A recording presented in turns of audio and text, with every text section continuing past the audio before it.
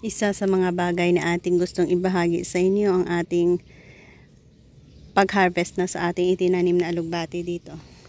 Remember, 2 weeks ago, mayroon tayong itinanim. And ang alugbati na ito ay pwede na naman natin makunan.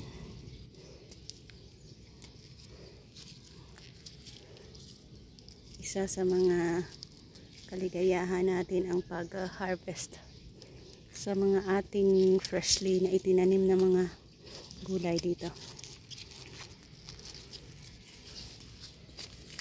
Kanami lang. Continue pa ka mo magduro. Continue to grow and then we can harvest more. Yan ang ating aim. Na makapag-harvest tayo ng fresh na gulay sa ating mga itinanim. Ang ganda. So, thank you again for joining me. Mga konting update lang ito sa ating mga itinanim dito.